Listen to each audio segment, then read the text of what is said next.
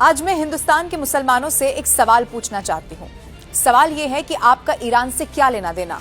जंग इजराइल और ईरान में हुई है, वहां इजराइल के साथ अमेरिका है, खात्मा खामनेई का हुआ है और आप रहते भारत में हैं। तो फिर आप सड़कों पर इस वक्त निकलकर अपनी छाती क्यों पीट रहे हैं? चलो ओके, आप कहते हैं कि वो आपके धर्म गुरु थे, आपके रहबर थे, आपको बहुत बुरा लगा, मान लिया, आप पूरी संवेदना सांत्वना आपके साथ है। लेकिन इससे भी ये कहां जस्टिफाई होता है कि आप हिंदुस्तान की सड़कों पर निकलेंगे, उन सड़कों को जाम कर देंगे, कानून को अपने हाथ में लेंगे और सड़कों पर निकलकर कुछ लोग ये कहेंगे कि हमें हिंदुस्तान से कोई वास्ता नहीं है। और वो छोटे छोटे बच्चे जिनके वीडियो सोशल मीडिया पर इस वक्त वायरल हैं, जो ये कह रहे हैं कि अगर हमें मौका मिले तो चाहे 20 साल जेल जाना पड़े लेकिन इजराइल को घर में घुसकर मारेंगे। आप सोचिए, इतने छोटे छोटे बच्चों को आप धर्म के नाम पर किस तरह की शिक्षा दे रहे हैं। हमारे मुल्क में भी जवानों की शहादत हुई थी पुलवामा में। आपने पाकिस्तान के खिलाफ तो इस तरह के प्रोटेस्ट नहीं किए। पहलगाम में निर्दोषों को जब मारा गया था, धर्म पूछकर गोली मारी गई, तब आपने शहादत की बात क्यों नहीं की? इन तमाम घटनाओं पर आपने गुस्सा इस वक्त क्यों नहीं दिखाया जो इस वक्त आप ईरान के लिए दिखा रहे हैं? इसीलिए आज आपसे सवाल पूछा जाएगा। अब आपको बहुत तल्ख लग सकता है, लेकिन एक सच्चाई मैं आपके सामने रखती हूँ। ये वो ईरान है जहां का इतिहास ये कहता है कि यहाँ जो इस्लाम है वो अपनाया नहीं गया बल्कि थोपा गया है। इस्लाम से पहले वहां का राजधर्म पारसी होता था।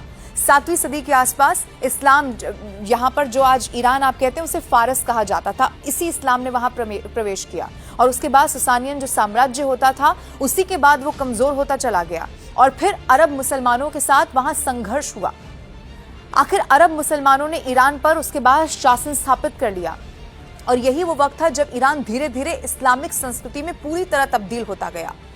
लेकिन इस्लाम के आगमन के साथ ही जो लोग इसे अपनाने से वहां पर इनकार करते थे, जो नहीं मानते थे, या तो आप जानते हैं उन्हें मारा गया या फिर वहां से उनको भागना पड़ गया। जो ईरान की रूह पारसी समुदाय था, अपनी जिंदगी और धर्म को बचाने के लिए आप सोचिए मुल्क तक छोड़ना पड़ गया। कुछ पारसी पहले मध्य एशिया के खुरासान में बस गए और फिर उर्मुज द्वीप में भी पहुंचे, जहां वहां भी खतरा बढ़ा तो फिर समंदर पार करके वो अपने पवित्र अग्नि और जो धार्मिक ग्रंथ थे उनके साथ भारत के द्वीप पहुंच गए, जो उस वक्त पुर्तगालियों के कब्जे में हुआ करता था।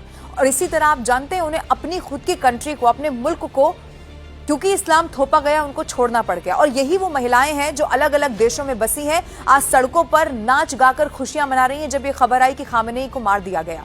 इसीलिए मेरा सुझाव उन लोगों को है और खासतौर पर उन महिलाओं को जो ज़बानी एक बार उनको सुन लेना चाहिए कि इस इस्लामिक शासन की वजह से वो महिलाएं जो प्रताड़ित हुई, जिन पर पाबंदियां लगाई गई, उन्होंने क्या क्या उस वक्त झेला।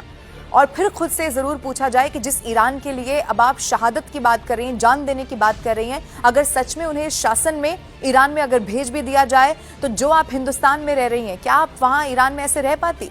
और आपको याद रखना होगा, ये जो प्रदर्शन आप कर पा रही हैं, आज़ादी भी आपको इसी हिंदुस्तान की मिट्टी में मिल रही है।